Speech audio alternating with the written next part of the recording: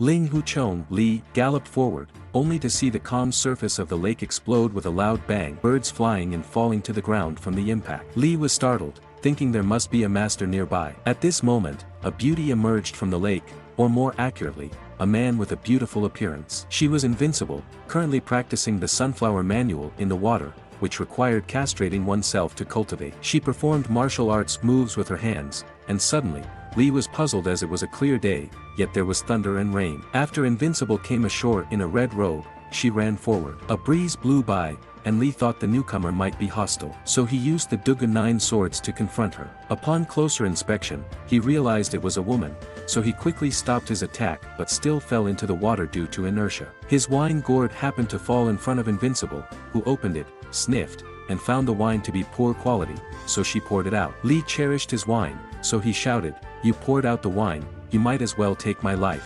Invincible remained silent, just tossing her own wine gourd to Li. After sniffing it, Li took a big gulp and exclaimed with satisfaction. Invincible then jumped into the water, approached Li, took the wine gourd, and drank from it gracefully. Her every smile and frown were enchanting and captivating. After introducing himself, Li asked the girl what her name was. Being called "girl" by Li puzzled Invincible. It was the first time someone had addressed him as such. The sunflower manual that Invincible was practicing had not been completed yet. Although he looked like a woman on the outside, his voice was still that of a man. Therefore, he dared not speak and instead dove into the water, using internal energy to transmit his voice over a distance. He said Li intruded into his training area and asked Li to come up and explain. After saying this, he emerged from the water. Li thought there might be another master nearby, so he went ashore to investigate. However, he found no one on the shore and returned to the water's edge to look for Invincible, but she was nowhere to be found. Despite having the appearance of a great beauty, Invincible harbored ambitions of dominating the world. He controlled the Sun Moon Holy Cult with the aim of overthrowing the Ming dynasty and unifying the country. He colluded with Japanese rōnin. One day, a rōnin infiltrated Invincible's room to search for the sunflower manual, but was caught by him, leading to a confrontation between the two. With his martial arts skills, no match for Invincible, as expected. It turns out Invincible has a lover, and astonishingly, he embroidered the Sun Moon Holy Cult emblem on his lover's clothes. Meanwhile, Li and his junior martial brothers planned to retire from the Jianghu martial world, but on the way, they encountered a mysterious person. Li thought the person was Japanese, so he conversed in Japanese and pretended to be from the same hometown, intending to get closer. However, as he approached, the mysterious person drew his sword. Li's junior brothers abandoned their pretense, setting up a sword formation to face the enemy.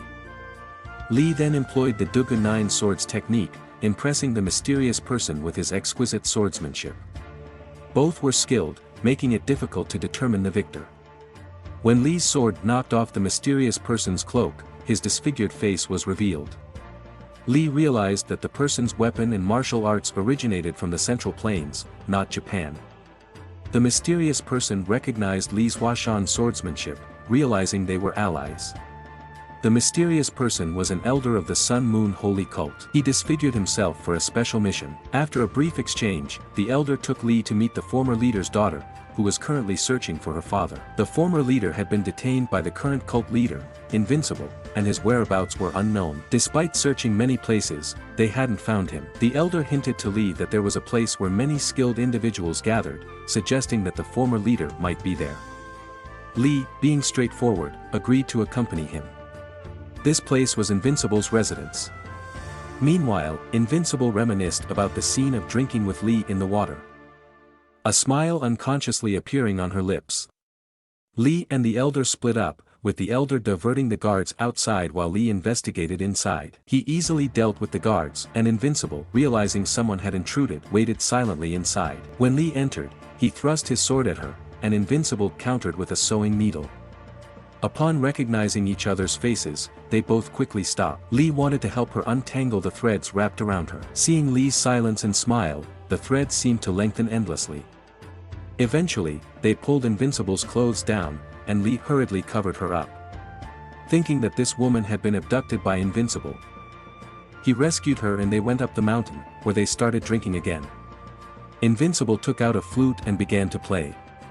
In the melodious sound of the flute, Li couldn't help but be moved. Beneath heaven's vast expanse, we are born to strive, enter the realm of rivers and lakes, where years swiftly drive. In laughter, we pursue imperial dreams, yet in life's intoxicating dance, we falter it seems. Upon hearing this, Invincible seemed pensive. She seemed to admire Li greatly and took advantage of his distraction to knock him unconscious. When Li woke up, he found himself in a dungeon. Despite his efforts, all he left on the wall was a shallow palm print, indicating it would be difficult to escape. Li noticed someone locked up across from him and used a rat to communicate. He discovered that the person across from him was the former leader he was looking for. Li devised a plan to escape by knocking off the torch with a stone, setting a trap to lure the guards, and then overpowering them.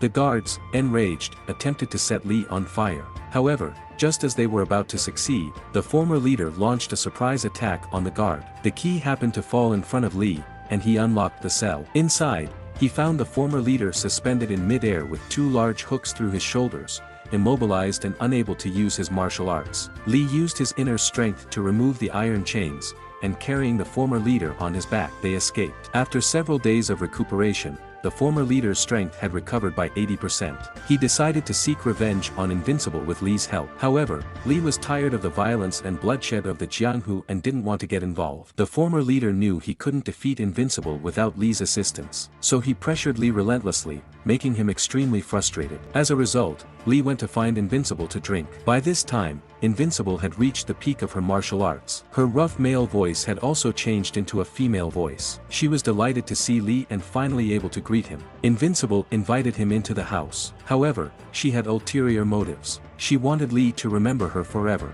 So, taking advantage of the darkness, she had her lover impersonate her and spent a passionate night with Li. Meanwhile, Invincible prepared to kill the former leader but encountered Li's junior martial brothers on the way. Without hesitation, Invincible mercilessly killed them all and set fire to their straw hut. Seeing the flames in the distance, Li hurried over to investigate. Upon learning that his junior brothers had all been killed by Invincible, he swore to avenge them. Together with the former leader, they headed to Blackwood's Cliff to settle the score with Invincible. They arrived at Blackwood's Cliff, and when Li saw Invincible, he could hardly believe his eyes.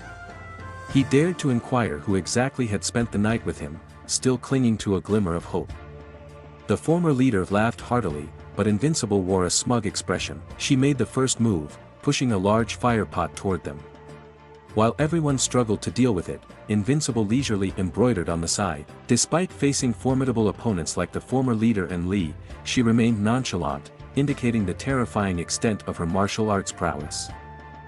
The group planned to attack her together, but Invincible shot out a pellet. Li quickly pushed his junior sister aside, while the elder saved another person but got hit in the leg. The former leader threw weapons at her, while Invincible used a sewing needle as her weapon. They engaged in a battle of inner strength, with the former leader clearly at a disadvantage. Meanwhile, his daughter prepared to ambush Invincible, but Invincible effortlessly repelled her with a single needle. Invincible became more serious, unleashing her inner power to deflect the weapons toward the former leader, who was injured and coughed up blood.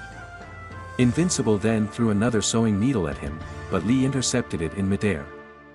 Seeing Li's graceful movements, Invincible couldn't help but feel a bit distracted. Various scenes from the past flashed before her eyes, and Li took advantage of the moment to wound her. The former leader quickly used his absorbing star technique, drawing out her blood. Despite her serious injuries, Invincible remained formidable. She threw another sewing needle, using its thread to bind the former leader tightly, rendering him completely incapacitated. Seeing Li's apparent indifference towards her and his concern for the 2 women beside him, Invincible felt a surge of jealousy. She decided to kill the 2 women first and charged at them. However, due to her severe injuries, Li's Dugun 9 swords technique matched her skill. As Li unleashed his ultimate move, combining 4 styles into one, he struck Invincible, causing her to fall off the cliff. Li then flew down and caught her. Asked one more time, was it really her who spent that night with him? Faced with Li's repeated questioning, Invincible replied, "I won't tell you. I want you to remember me. I want you to regret it for the rest of your life." Afterward, she pushed away from Li and plummeted into the abyss.